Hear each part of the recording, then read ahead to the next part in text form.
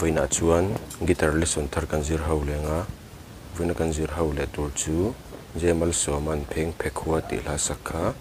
guitar apela kan zir hawang hela hi G in kan langa sang asi yama D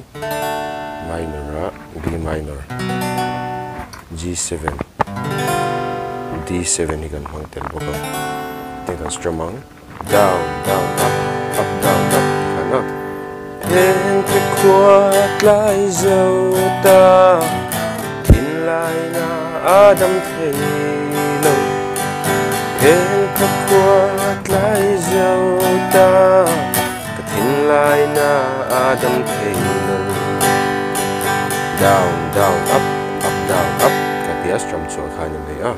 ala ne karam play nga uluk deng lo ngai thale don nya